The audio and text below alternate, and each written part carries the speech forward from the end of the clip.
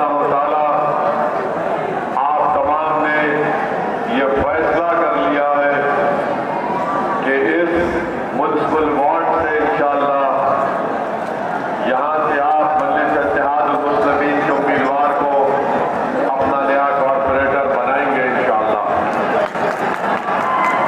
मेरे अजीज दोस्तों और बुजुर्गों, यहाँ पर 5 साल पहले आपने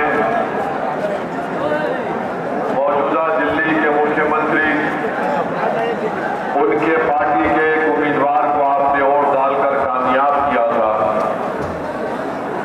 और आज आप देखते हैं कि इस ओखला के बल्दी हल्के में यहाँ पर बेशुमार मसाइल हैं। आप मुझसे बेहतर जानते हैं कि दिल्ली का मुख्यमंत्री सारी दुनिया में ये ढडोरा पीटता है कि हम दिल्ली में सबको पानी फ्री में दे रहे हैं, मगर इस वार्ड में पूरे ओखला में कहीं पर भी साफ पीने का दस्तयाब नहीं होता है। जो जमीन पानी है वो पीने वो पानी में नमक है। और आप मुझसे बेहतर जानते हैं कि इस शहरियाने ओखला को महाना 1000 से 1200 रुपये पानी पर खर्च करना पड़ता है ताकि वो पानी पी सके और उस पानी को अपने घर के जरूरियात के रोजमर्रा में इस्तेमाल कर सके। अब आप खुद ये फैसला करिए कि जो हुकूमत जिसका मुख्यमंत्री है और उस पार्टी का म्युनिसिपल कॉर्पोरेटर है, उसने ओखला की आवाम को साफ पीने का पानी का इंतजाम नहीं किया, क्या वो आपके वोट का मुस्तहिक रहेगा? जिसने आपको पानी नहीं दे सका, क्या वो आपका वोट का मुतालबा कर सकता है? मेरी नजर में पानी एक बुनियादी चीज होती है और हर एक को पानी मिलना चाहिए, मगर यहाँ पर ओखला में दिल्ली के मुख्यमंत्री और उनकी पार्टी ने ओखला की आवाम को पीने का पानी तक मुहैया नहीं किया। आप जानते हैं कि यहाँ पर मदरसा ठोकर नंबर 8 अहले हदीस मस्जिद के सामने वहाँ पर एक कचरा डाल दिया जाता है, इसको भी हटाने का इंतजाम नहीं किया। बल्कि आप ये भी जानते हैं मेरे दोस्तों और बुजुर्गों, याकूत बदल एरिया में वहाँ पर भी एक डंपिंग यार्ड बना दिया गया और रोड पर कचरा डाल दिया जाता है, जिसकी बदबू से तमाम आवाम परेशान रहती है। एक और गार्बेज डंप यार्ड बना दिया गया अल-शिफा हॉस्पिटल अबू फजल एरिया में, यहाँ पर भी खुली बोरियां हैं। अब आप अंदाजा लगाइए कि क्या क्या तकालीफ का सामना आपको नहीं करना पड़ता। 2007 में ओखला में एक गवर्नमेंट हॉस्पिटल बनाने का ऐलान हुआ और 2007 के बाद ऐसे 4 अस्पताल गैर मुस्लिम इलाकों में बन गए, मगर ओखला में सरकारी अस्पताल अब तक नहीं बना। और सरकार केजरीवाल की है और कॉर्पोरेटर उन्हीं की पार्टी का है। शाहीन बाग में खुली ड्रेन है, रोड नहीं है बल्कि रोड पर खड्डे ज्यादा हैं। आप बताइए कि फिर 4 दिसंबर के दिन आप कैसे यहाँ पर उनको वोट दे सकते हैं? ओखला में अगर कोई अपने घर की तामीर करता है तो उसको रिश्वत देना पड़ता है, रिश्वत वर्दी वाले को भी देना पड़ता है, एमपीडी के लोगों को भी और कॉर्पोरेटर के लोगों को भी। तो कोई घर की तामीर नहीं कर सकता बगैर रिश्वत किए। और आप इस बात को जानते हैं कि एक बाकायदा एक रिसर्च हुई, स्टडी हुआ, उस स्टडी का नाम ये था कि अर्ली एजुकेशनल मार्जिनाइजेशन फॉर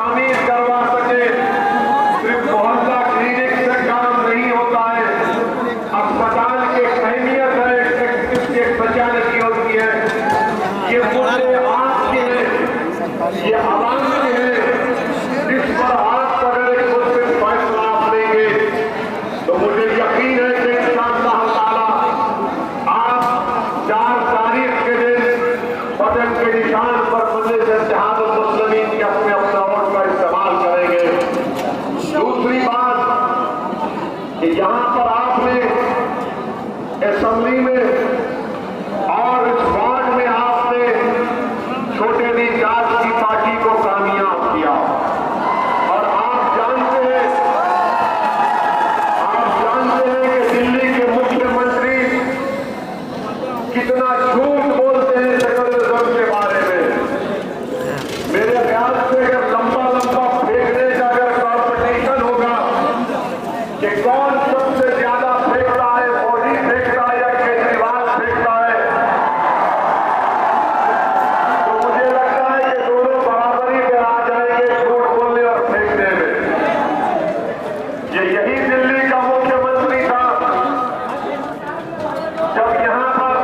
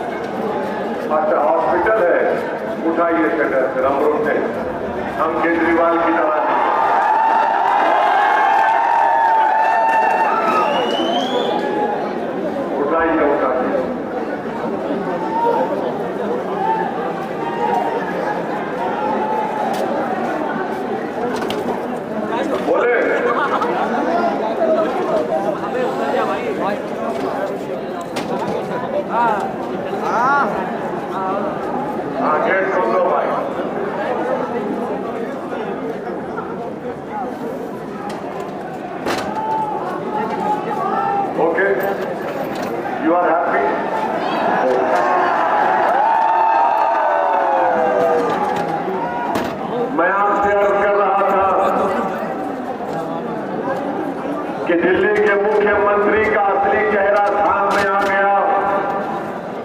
एक और मर्तबा आ गया जब दिल्ली के मुख्यमंत्री ने कहा कि मैं अपने बड़े भाई मोदी से अपील करता हूं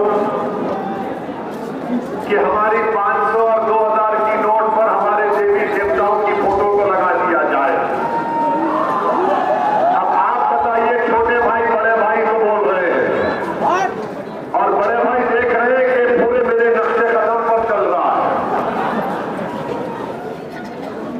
यानी भारत का कोई मतलब नहीं है, ये हमारा जो वतन है इसका कोई मतलब नहीं है। अगर कोई खुदा को नहीं भी मानता तो भी भारत उसका है। ये भारत की खूबसूरती और ताकत है। मगर दिल्ली के मुख्यमंत्री को यह बताना है कि मैं बड़े भाई से ज्यादा हिंदुत्व आइडियोलॉजी का मानने वाला हूं। ऐसा लगता है कि किसी जमाने में दोनों बिछड़ गए थे किसी मेले में। एक दिल्ली को आ गया, एक गुजरात में रह गए थे। माने ये कोशिश कर रहे हैं कि हिंदुत्व की आइडियोलॉजी को सबसे ज्यादा कौन मानता है। ये जो आपका दिल्ली का मुख्यमंत्री है, ये 2013 का मोदी है। याद रखो आप मेरी इस बात को। अगर कोई ये कह रहा है कि नहीं वो भाजपा से मुकाबला करने के लिए कर रहा है, तो फिर बताओ यूनिफॉर्म सिविल कोड के ऊपर दिल्ली के मुख्यमंत्री की पार्टी का क्या ओपिनियन है, क्या राय है।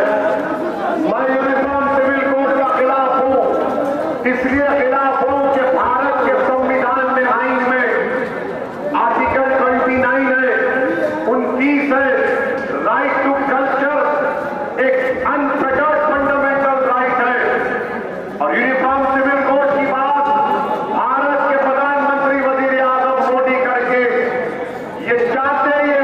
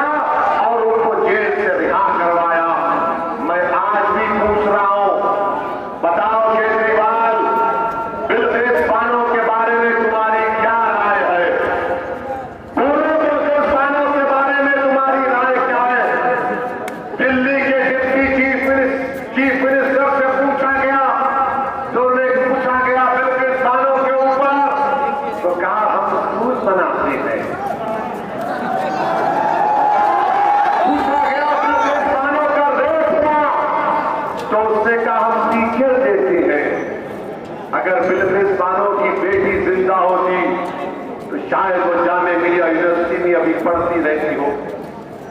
इंसाफ जब तक मजलूमों से नहीं होगा दुनिया में अमन कायम नहीं हो सकता।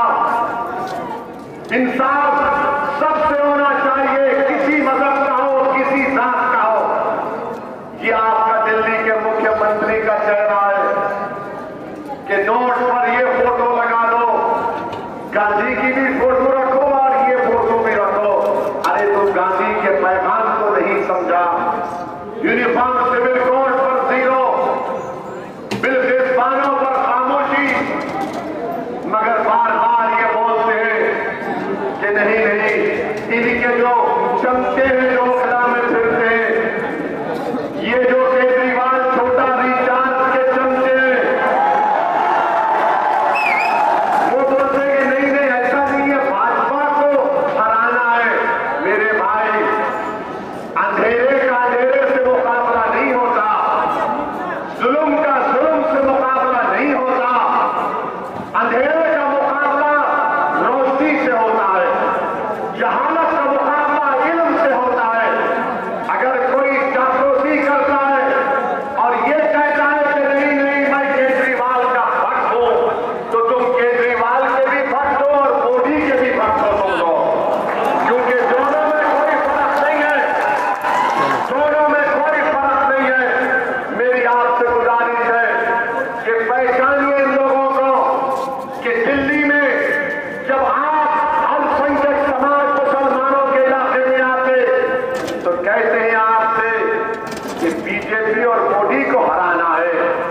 जब किसी और दूसरे इलाके में जाते तो कहते हैं कि मैंने यहां पर स्कूल बनाया, हॉस्पिटल बनाया, पार्क बनाया, रोड बनाए, आपको फ्री पानी दिया। अरे केजरीवाल, यही जबान तुम ओखला में आकर बताओ, यही बात आकर ओखला में करो। नहीं करेंगे, डराएंगे बीजेपी से। याद रखिए, कानून सबके लिए बराबर है। बाबा साहेब अम्बेडकर का बनाया हुआ संविधान और आइन सबके लिए बराबर है। कानून मोदी के लिए भी बराबर है तो ओवैसी के लिए भी बराबर होगा इंशाअल्लाह। वो गए डराने के दिन, हमारे जिंदगी का फैसला अल्लाह करता है। और अगर आपने देख लिया कि जब फसादात के बाद जब बच्चे जेल में थे तो क्या कोई केजरीवाल का आकर उन बच्चों की क्या उन घर वालों की पूछा हालत कैसी है? आपने हालात का मुकाबला किया और आज जो लोग केजरीवाल के चमचे यहां पर फिरते हैं, उसकी गुलामी करते हैं। मेरे सवाल का जवाब दो। खालिद सैफी जेल में है, खालिद सैफी जेल में है और खालिद सैफी की बीवी, उसकी पत्नी, उसकी वाइफ रोते हुए वीडियो जारी करती है कि खालिद जेल में बीमार है, अगर इलाज नहीं होगा तो खालिद को कुछ हो जाएगा। बताओ केजरीवाल के चमचों, तुमको खालिद की तकलीफ याद नहीं आई? तुमको खालिद की पत्नी की फरियाद तुम्हारे दिल को नहीं पिघलाई? अगर तुम्हारे दिलों में धड़कता हुआ दिल होता तो तुम खालिद की बीवी की तकलीफ को अपनी बहन की तकलीफ समझते। मगर अब देखो, ठहरिए ठहरिए, अब देखो केजरीवाल का असली चेहरा। उसका मंत्री जेल में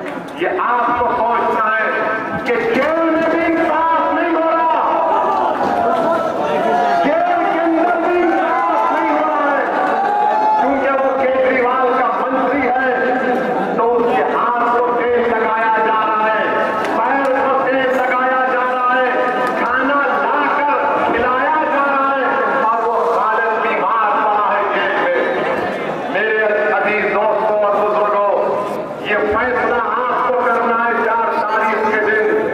अब रहा सवाल कांग्रेस पार्टी का, कांग्रेस पार्टी बहुत बूढ़ी हो गई है। कांग्रेस पार्टी के जो नेता है 15 साल आपने कांग्रेस को सत्ता दी थी दिल्ली में, 15 साल। अब बताओ कौन सा नेता दिल्ली में है उनका? रोड पर नजर नहीं आता। उनका नेता पूरे भारत में पैदल फिर रहा है, पैदल पैदल पैदल पैदल। चुनाव गुजरात में है, भाई साहब मध्य प्रदेश में है, कैपिटल दिल्ली में लड़ाई चल रही है। भाई साहब बता रहे हैं कि कैसे आरएसएस से बैठकर मुकाबला किया जाता। तो